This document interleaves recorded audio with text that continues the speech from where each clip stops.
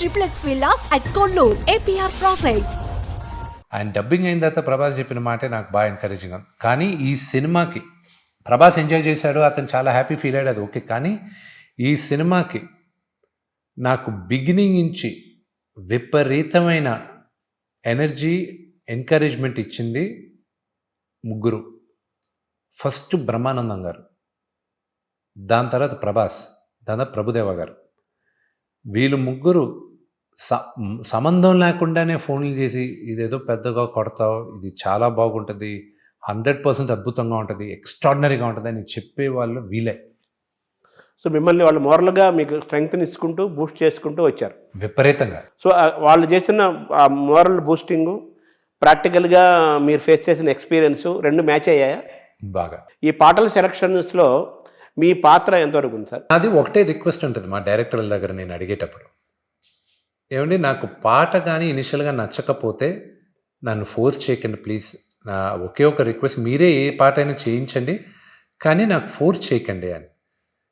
ఈ పాటలు వచ్చేటప్పుడు ఈ మ్యూజిక్ డైరెక్టర్ని నేనే ఎత్తికెళ్ళి పట్టుకున్నాను. ఇతనిది ఫస్ట్ మ్యూజిక్ డైరెక్టర్కి ఫస్ట్ సినిమా అవుతుంది. యాక్చువల్ అది అడుగుదాం అనుకున్నాను మ్యూజిక్ డైరెక్టర్ గురించి, ఎందుకంటే ఇంత పెద్ద సినిమా ఏ కీరవాణి గారో లేకపోతే ఎవరైనా ఇళయరాజా గారో వీళ్ళని పెట్టుకుంటారేమో అనుకున్నాం మేము అందరం. నాన్నగారి మొదటి చాయిస్ కీరవాణి గారు, ఇళయరాజా గారే. కానీ నాకు భయం ఏంటంటే వీళ్ళందరూ మహానుభావులని.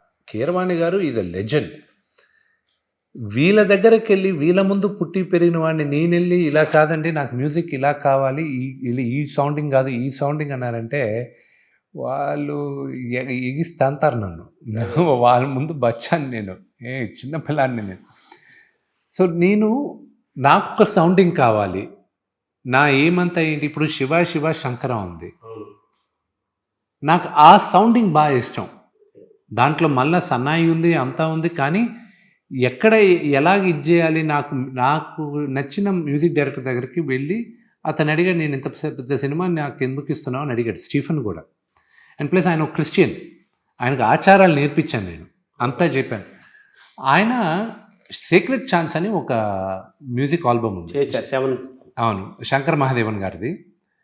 దానికి మ్యూజిక్ కంపోజ్ చేశాడు, అంటే అరేంజ్ చేశాడు ఈయన. మన తుడా దగ్గర ఉన్న కల్కి భగవాన్ వాళ్ళ చేసిన.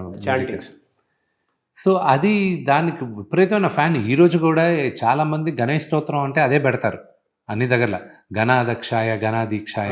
సో దానికి అరేంజ్ చేసింది. సో ఆయన పట్టుకొని నాకు ఇలా కావాలి అన్న. ఇప్పుడు 30వ తేదీ శ్రీకాళహస్తి స్థల పురాణం పాట నా కూతుర్లు పాడారు, అది రిలీజ్ చేస్తున్నాం. అది విన్నప్పుడు కూడా మీకు ఆ మ్యూజిక్ అర్థం అవుతుంది.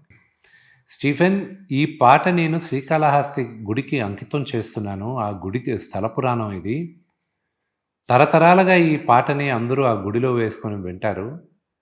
శివుడిచ్చిన వరం, నువ్వు నమ్మేది జీసస్ కానీ నీ నమ్మేది శివుడిని.